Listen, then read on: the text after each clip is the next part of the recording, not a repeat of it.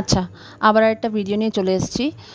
আগের ভিডিওটাতে একটা পয়েন্ট আমি বলতে ভুলে গেছি। হ্যাঁ রে ঈশানী, তুই যে ওখানে একটা তার আগের দিন যে লাইভটা করেছিস সেখানে তুই বলেছিস তুই ভিক্ষে দিয়েছিস। তুই কাউকে মানে রিমিকে তুই আহ, তার হাজব্যান্ডকে তুই ভিক্ষা দিয়েছিস, প্রীতমকে। হুম। তো আমরা তো জানি ভিক্ষা সেটাই হয় না, যেটা প্রথম কথা তো বলি, এত বড় বড় কথা মানে আমি কাউকে ভিক্ষে দিচ্ছি, যদি প্রকৃতপক্ষে কারোর মধ্যে সেই আপব্রিঙ্গিং বা সেই শিক্ষা বা সেই ব্যাকগ্রাউন্ড থাকে না, তার মানসিকতার মধ্যে কখনো এই ভিক্ষা কথাটা আসবেই না। মুখ দিয়ে উচ্চারণটা তো অনেক পরের কথা, আসবে না, ভেতরেই আসবে না। আচ্ছা, তারপরেও যখন তোর এসছে তোর এত বড় কথা, মানে এই ভিক্ষা দিচ্ছি, এটা যে কতটা অহংকার, কতটা আম, উম, মানে জ্ঞানের আলো না পাওয়া, বা কতটা নিম্ন মানসিকতার একটা পরিচয়, সেটা তো আছেই। ওটা তো আর মানে আলাদা করে বলার জায়গা রাখে না। আবার তুই ভিক্ষে দিচ্ছিস, আর তারপরেও যখন এই কথাটা মানে আমরা শুনছি যে ভিক্ষে দিচ্ছিস, তো ভিক্ষে তো মানুষ সেটা দেয় না যেটা নিজের কাছে থাকে। মানে এক তো কেউ কাউকে ভিক্ষা দিতে পারে না, অর্পণ হতে পারে, দান হতে পারে, ভিক্ষা কারোর ক্ষমতা নেই কাউকে ভিক্ষা দেওয়ার। আর আর অর্পণ বলি বা দান বলি, সেটাও যদি কেউ কাউকে করে না, সেটার জন্য তার কাছে সেই জিনিসটা থাকতে হবে। I hope you are getting my point. মানে যেটা আমার কাছে থাকবে না, আমার কাছে এক গ্লাস জল আছে, তাহলেই আমি অন্য কাউকে এক গ্লাস জলটা দিতে পারবো। আমার কাছে জলই না থাকে আর গ্লাসই না থাকে, আমি দুটো দেবো কী করে কাউকে, তাই না? তো এই ভিক্ষে দেওয়ার কথাটা তো মানে ভয়ঙ্কর, মানে শুনেই মাথা গরম হয়ে গেছিলো, কিন্তু আগের ভিডিওটা আমার স্কিপ হয়ে গেছে, ভুলে গেছি আমি পয়েন্টটাকে উল্লেখ করতে। আচ্ছা, এটা তো হলো তোর আগের লাইভে, আর আজকের লাইভে যেটা দেখলাম সেটা তো মানে আরও হাস্যকর। এক তো ওখান থেকে রিতম কি দুনিয়া দিয়েছে, একদম রিতম তো একদম মানে চাছা ছোলাভাবে দিয়েছে। তোর যেই ভিক্ষে, তোর এই দান, ভিক্ষে করে দিয়ে দিলাম, দান করে দিলাম, তার উত্তরে তো রিতম তার লাইভে মানে একদম মানে ধুয়ে কেচে চিপড়িয়ে টাঙিয়ে শুকিয়ে দিয়েছে তোর এই কথার উত্তরে। হ্যাঁ, ওই যে রিতম যে উত্তরটা দিল না তোকে, যে আমার দান করার কারো ক্ষমতা নেই, আমি বাবা মায়ের কারো সম্পত্তি নই, সত্যি তো ঠিকই তো বলেছে ছেলেটা।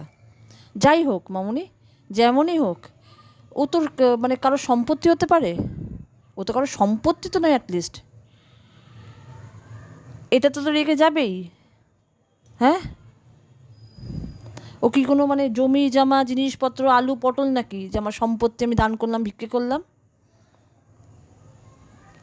আর দ্বিতীয়ত বলি, যদি তুই সত্যিই মানে ওই ভিক্ষে দেওয়ার মানসিকতা দিয়ে যে কথাটা বলেছিস, প্রমাণ করতে পারবি তো যে ওর তোর ছিল, মানে ও তোরই ছিল?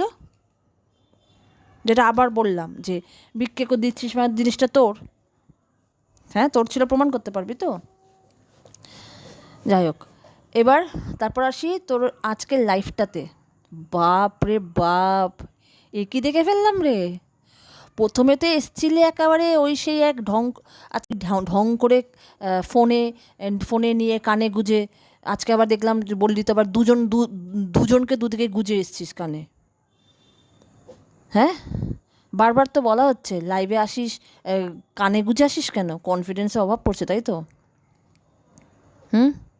মানে লাইভে লোকে এসে যা বলে যাচ্ছে সেটা একা সামলাতে মানে সাহস কম পড়ছে, মানে সেটা ফেস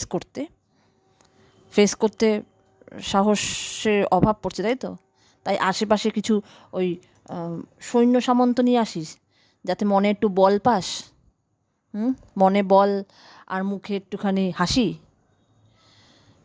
প্রথমে তো লাইভে একেবারে খিলখিলিয়ে হাসতে হাসতে লাইভে এলি, মানে সে কি হাসি, যদিও বোঝাই যাচ্ছে মানে সব কমেন্ট পড়ে নিজেকে প্রস্তুত করে জোর করে, মানে তোর প্রতিটা লাইভে বোঝা যায় তুই জোর করে একটা হাসি দেখাতে যাচ্ছে ও রিতম আর ঝিমিকে দেখে তোর কিছুই এসে যায় না। যেমন আগের দিনে ভিডিওটা তো বললাম তুই ইনডিফারেন্ট, কিন্তু সেটা তো নয় জোর করে একটা ওই অভিনয় করার চেষ্টা করিস, যেটাতে আবার সেটাতেও তুই খুব একটা পটু নোস, একদমই নোস। তারপর যখন শুনলি লাইভ করতে করতে যে রিতম তোকে একদম ধুয়ে পুছে সাফ করে দিয়েছে, তখন তো পুরো চুপসে হাওয়া বেরিয়ে গেল সব।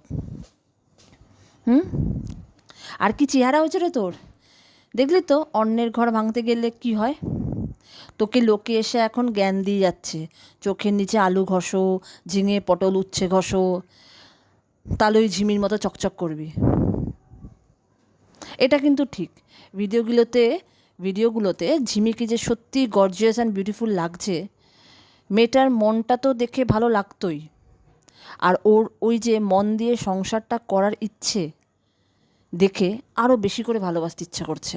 মেয়েটা তার চেষ্টা করছে, ও যে প্রাণপণ চেষ্টা করছে সংসারটাকে করার, সংসারটাকে বোঝার, সংসারের ব্যাপারগুলো বোঝার, সংসারী হয়ে ওঠার। সত্যি ভালো লাগছে, ভালো লাগে দেখতে রিমিকে। আর রিমিকে শাড়ি পরে সব মিলিয়ে মিশিয়ে ভালো লাগে দেখতে, যার জন্য রিমিকে দেখার জন্য মানে ভিউজ তো দেখাই যাচ্ছে চ্যানেলের, সেটা ভিউজের কথা বাদ দিচ্ছি, কিন্তু বেসিক্যালি ভালো লাগে দেখতে। তো এবার ওই তোকে যে এসে সবাই ঘষাঘষির জন্য বলে যাচ্ছে, যত সবজির যত নাম আছে ঘষো, ওই ওরম চকচক হওয়ার জন্য, তাই তো? হতে পারবি। সবার আগে ওই ওপর থেকে চকচক হতে গেলে না ভেতর থেকে পরিষ্কার হতে হয়, ভেতর থেকে পরিষ্কার হতে হয়। সবসময় যদি মানে শর্টকাটে কী করে দেবী হব, শর্টকাটে কী করে মহান হব, শর্টকাটে কী করে সাকসেস পাবো, ওই শর্টকাট করতে গেলে যে মাথায় যে ধুরন্ধর বুদ্ধিগুলো চলে না, তাতে আর যাই হোক পরিষ্কার পরিচ্ছন্ন মানে একটা সাফ সুতরা সাত্ত্বিকতার রিফ্লেকশন হয় না। অবশ্য সাত্ত্বিকতা তুই বুঝবি না, যাই হোক ওটা ওইসব তুই বুঝবি না, ওগুলো বলে লাভ নেই। মানে একটা ব্রাইট ড্যাজলিং ব্যাপার আসে না। আর এই গলার স্বর শিরদাঁড়া সোজা, ঠিক আছে, যেটা তুই করে চিৎকার করে মাসে চোপা করিস, ওই গলার স্বরটা যে আসে না তোর, যদি সত্যি অনেস্ট থাকতি না, গলার স্বর আর স্পাইন শিরদাঁড়া এমনি শক্ত হয়ে যায়। তার জন্য গলার আওয়াজ ওঠাতে হয় না, ভলিউম বাড়াতে হয় না। কারোর মধ্যে যদি কিছু থাকে সেটা তার কথাতে, তার হাবে ভাবে বোঝা যায়। এখানে খিলখিলিয়েতে এসছিলি, তারপর যেই শুনলি রিতম তোকে এইসব বলেছে, মানে ততক্ষণে গুটিয়ে কতক্ষণে লাইভটা বন্ধ করবি, মানে তারপর তোর লাইভে মন নেই। হ্যাঁ, তারপর তো ঢং করে আবার ক্যামেরা সরিয়ে কাঁদলি, আবার কেঁদে আবার দেখাচ্ছিস, না না বলো না আমি কাঁদছি না। মানে এত ন্যাকামি, এত, হ্যাঁ এত এত ন্যাকা, উফ বাপ রে বাপ, তো মানে লিমিটলেস মানে ন্যাকামো বেড়ে গেছে রে, নেওয়া যাচ্ছে না। উফ এখন একটাই চিন্তার, তোর তো ওই চোখ পড়েছে ওই ঝিমি আর রিতমের সংসারে। অবশ্য এটাও ঠিক, তোর ওই এক জোড়া চোখ, আর তার থেকে এত এত এত মানুষের যে হাতে আশীর্বাদ, সেটাও সে টপকাতে পারবে না, সেদিকে নিশ্চিন্ত। তাও একটা ভয় তো লাগেই। ভিডিওটা বড় হয়ে গেছে, শেষ করার আগে একটা কথাই বলবো, ওই অন্যরা কি কতটা ভালো আছে, ঝিমি রিতম কত ভালো আছে, ওরা কি করছে ওগুলো দেখিয়ে, আর তুই তো আজকাল যে ড্রেসপত্রগুলো পরিস, সেটা ঝিমি যা যা ড্রেস পরতো ওগুলো পরিস, চেহারা তোই দশা।